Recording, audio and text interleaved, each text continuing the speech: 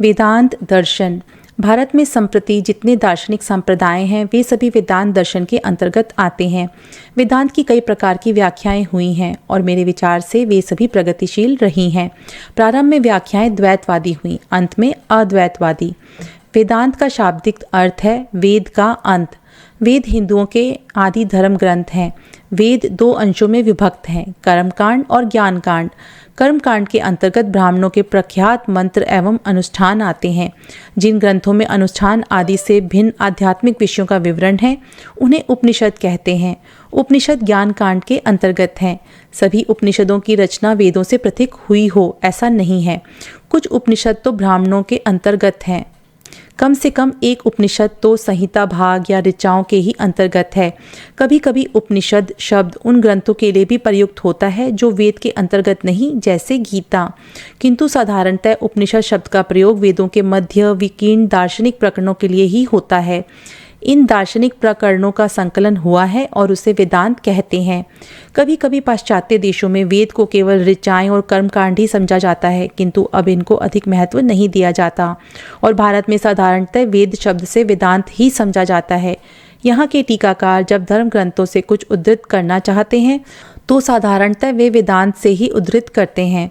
ये लोग वेदांत की श्रुति का अर्थ है जो सुना हुआ हो। श्रुति के अंतर्गत समस्त वैदिक साहित्य आ जाता है। फिर भी टीकाकार श्रुति शब्द का मुख्यतः उपनिषदों के लिए ही प्रयोग करते हैं, ऐसा कहा जाता है। ऐसी बात नहीं है। जो ग्रंथ वेदांत के नाम से विख्यात हैं उनकी रचना वैदिक कर्मकांड के बाद हुई। ईशोपनिषद जो यजुर्वेद का 40वां अध्याय है, वेदों के प्राचीनतम अंशों में से एक है। ऐसे भी उपनिषद हैं जो ब्राह्मणों के अंश हैं। उपनिषदों की संख्या 108 मानी जाती है। निश्चित रूप से इनका समय निर्धारण नहीं किया जा सकता, किंतु ये तो निश्चित है कि वे बौद्ध मत से प्राचीन हैं। यह ठीक है कि कुछ गौण उपनिषदों में ऐसे निर्देश हैं जिनसे उनके आवर्चिन होने का संकेत मिलता है, किंतु इससे यह सिद्ध नहीं होता कि वे उपनिषद अवार्चीन हैं। संस्कृत साहित्य के प्राचीन मूल ग्रंथों को संप्रदायवादी अपने अपने मतों की उत्कृष्टता स्थापित करने के लिए परिवर्तित करते रहे हैं। ना तो ब्राह्मणों के न वेद के अन्य भागों के ही अंतर्गत हैं, किंतु इससे ये नहीं समझना चाहिए कि वे वेद के अन्य भागों से पूर्णतः स्वतंत्र हैं। ये तो हम जानते हैं कि वेद के अनेक भाग सर्वथा अप्राप्य हैं तथा अनेक ब्राह्मण भी नष्ट हो चुके हैं। अतः यह संभव है कि जो उपनिषद अब स्वतंत्र ग्रंथ जैसे प्रतीत होते हैं वे ब्राह्मणों के अंतर्गत रहे हों। ऐसे ब्राह्मण ग्रंथ लुप्त हो गए हैं, मात्र उपनिषद अविशिष्ट हैं। उन उपनिषदों को आरण्यक भी कहते हैं। व्यवहारिक रूप से वेदांत ही हिंदुओं का धर्म ग्रंथ है। जितने भी आस्तिक दर्शन हैं सभी इसी को अपना आधार मानते हैं। यदि उनके उद्देश्य के अनुकूल होता है तो बौद्ध तथा जैन भी वेदांत को प्रमाण मानकर उससे एक उद्धरण प्रस्तुत करते हैं। यद्यपि भारत के सभी आस्तिक दर्शन वेदों पर आधारित हैं, फिर भी उनके नाम भिन्न भिन्न हैं। अंतिम दर्शन जो व्यास का है पूर्ण प्रतिपादित दर्शनों की अपेक्षा वैदिक विचारों पर अधिक आधारित है। इसमें सांख्य और न्याय जैसे प्राचीन दर्शनों का वेदांत के साथ यथासंभव सामंजस्य स्थापित करने का प्रयत्न किया गया है, इसलिए इसे विशेष रूप से वेदांत कहा जाता है। आधुनिक भारतीयों के अनुसार व्यास सूत्र ही वेदांत दर्शन का आधार माना जाता है। विभिन्न भाष्यकारों ने व्यास के सूत्रों की व्याख्या विभिन्न प्रकार से की है। सामान्यतः अभी भारत में 3 प्रकार के व्याख्याकार हैं। व्याख्याएं कई प्रकार की होती हैं, भाष्य, टीका, टिप्पणी, चूर्णिका आदि। भाष्य को छोड़कर अन्य सब में मूल ग्रंथ या उसके कठिन शब्दों की व्याख्या की जाती है। भाष्य सही अर्थ में व्याख्या नहीं है। इसमें मूल ग्रंथ के आधार पर एक विचार पद्धति का स्पष्टीकरण किया जाता है। भाष्य का उद्देश्य शब्दों की व्याख्या नहीं वरन किसी विचार पद्धति का प्रतिपादन करना होता है। भाष्यकार मूल ग्रंथों को प्रमाण मानकर अपनी विचार पद्धति को स्पष्ट करता है। वेदांत की अनेक व्याख्याएं हुई हैं। इसके विचारों की अंतिम अभिव्यक्ति व्यास के दार्शनिक सूत्रों में हुई है।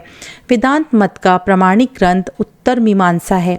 उत्तर मीमांसा हिंदू धर्मशास्त्र का सबसे अधिक प्रमाणिक ग्रंथ है। कट्टर विरोधी धर्म संप्रदायों ने भी विवश होकर व्यास की उक्तियों को अपनी विचार पद्धति के साथ मिलाने का प्रयत्न किया है। अति प्राचीन काल में ही वेदांत के व्याख्याकार 3 प्रसिद्ध हिंदू संप्रदायों में विभक्त हो गए। इन संप्रदायों के नाम द्वैत, विशिष्ट अद्वैत तथा अद्वैत है।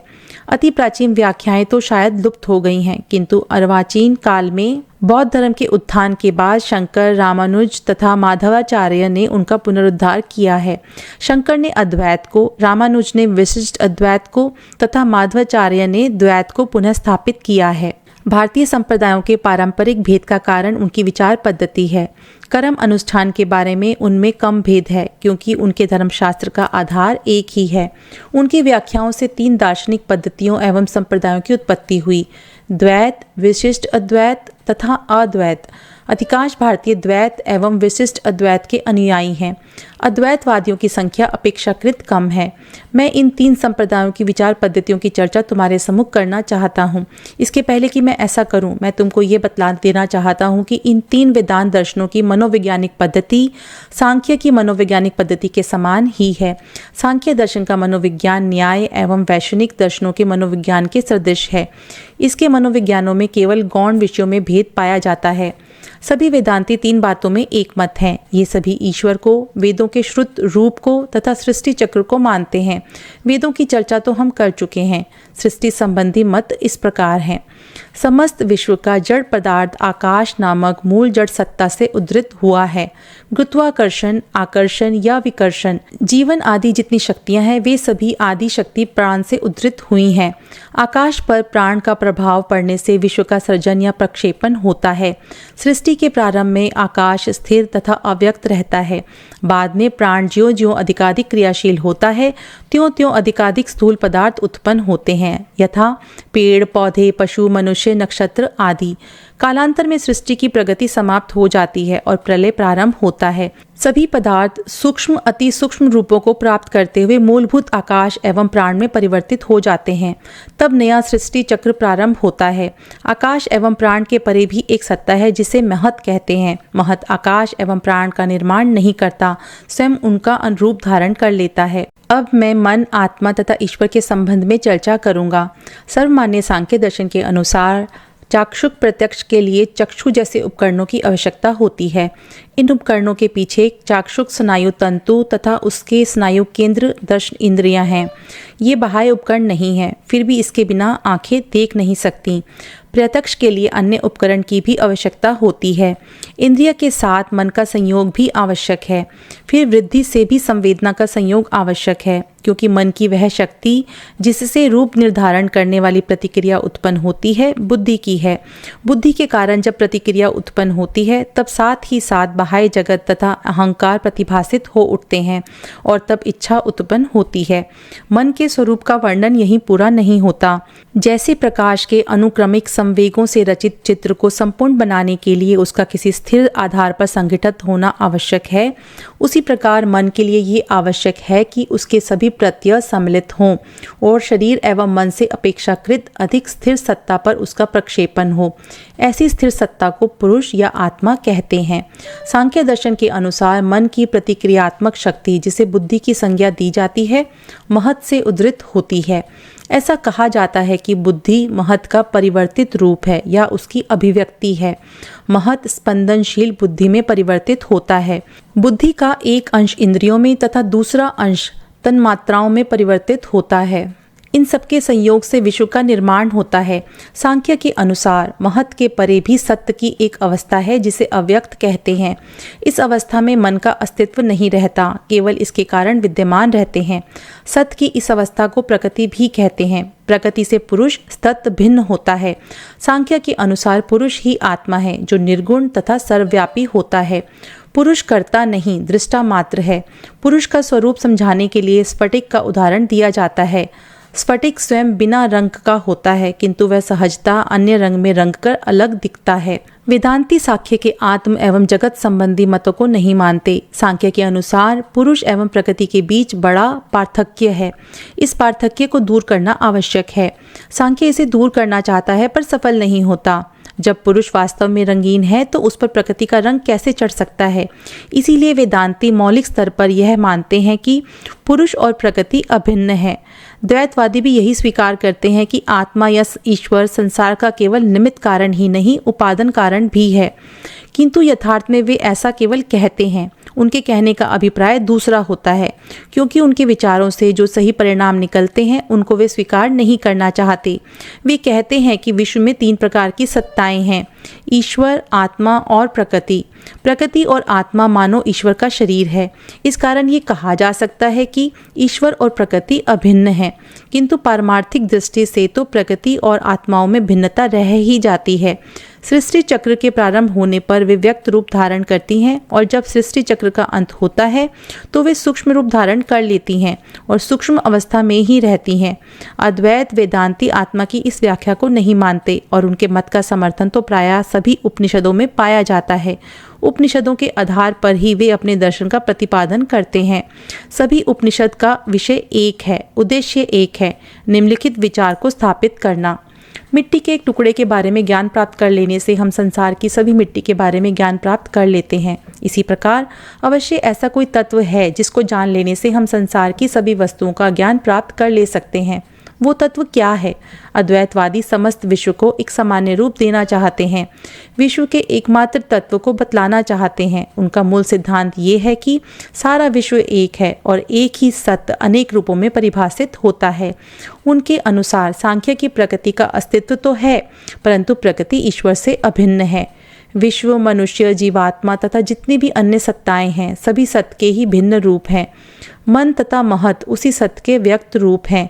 इस मत के विरोध में कहा जा सकता है कि यह तो सर्व ईश्वरवाद है। यह भी प्रश्न उठ सकता है कि अपरिवर्तनशील सत्य, वेदांती सत्य को ऐसा ही मानते हैं क्योंकि जो निरपेक्ष है वह अपरिवर्तनशील है। परिवर्तनशील तथा नाशवान में कैसे परिवर्तित हो सकता है? इस समस्या के समाधान में अद्वैत वेदांती निर्वर्तवाद के सिद्धांत को प्रस्तुत करते हैं। सांख्य मत अनुयायियों तथा द्वैतवादियों के अनुसार समस्त विश्व प्रकृति से उद्धृत हुआ है। कुछ अद्वैतवादियों तथा कुछ द्वैतवादियों के अनुसार सारा विश्व ईश्वर से उत्पन्न हुआ है, किंतु शंकराचार्य के अनुयायियों के अनुसार समस्त विश्व ब्रह्म का प्रतिभासिक रूप है। ब्रह्म विश्व का वास्तविक नहीं, केवल आभासी उपादान कारण है। इस संबंध में रज्जु और सर्प का प्रसिद्ध उदाहरण दिया जाता है। रज्जु सर्प जैसी आभासित होती है, वह वास्तव में सर्प नहीं है, उसका सर्प में परिवर्तन नहीं होता। इसी तरह सारा विश्व वास्तव में सत्य है, सत्य का परिवर्तन नहीं होता। हम इसमें जितने भी परिवर्तन पाते हैं सभी आभास मात्र हैं। ये परिवर्तन देश, काल तथा निमित्त के कारण होते हैं।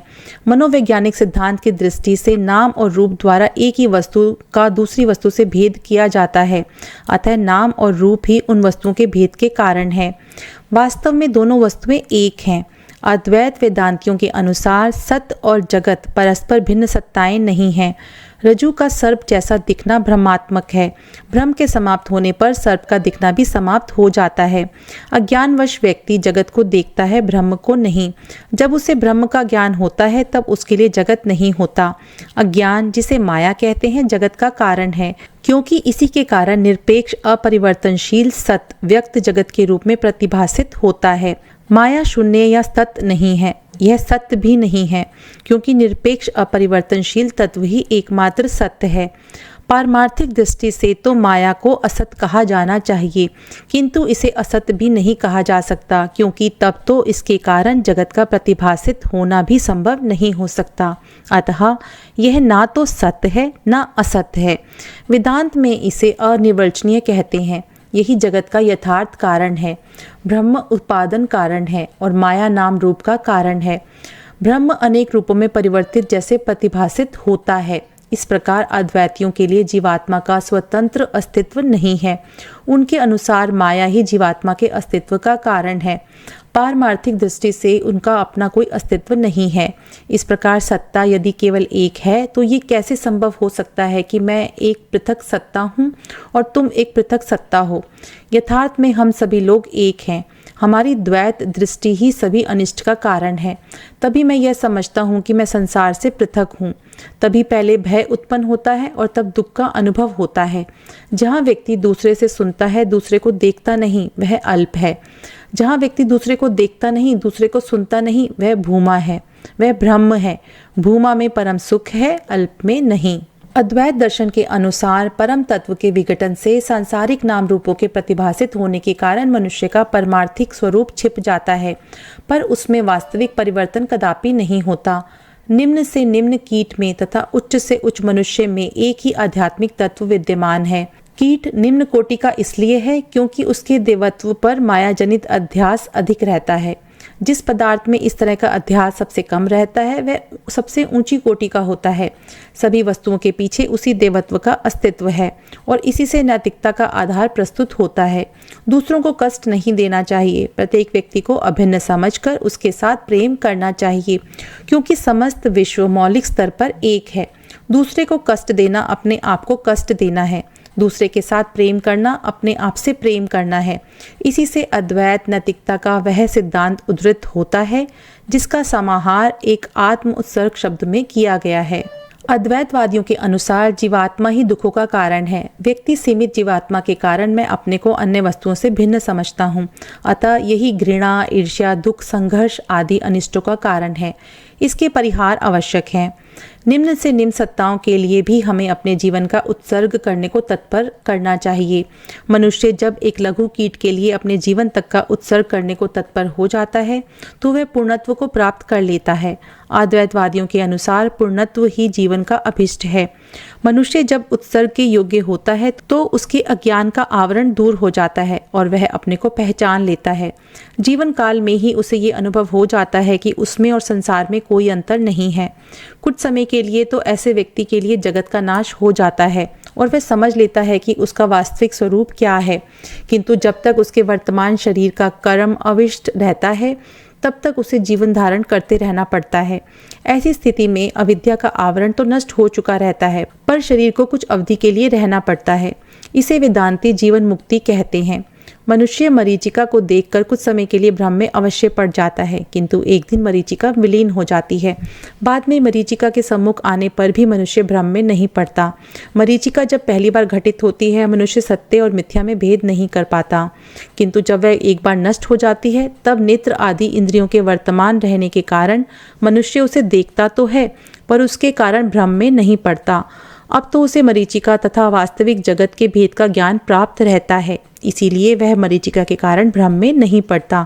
इस प्रकार अद्वैत वेदांतियों के अनुसार व्यक्ति जब अपने आप का यथार्थ ज्ञान प्राप्त कर लेता है तो उसके लिए संसार का मानो लोप हो जाता है।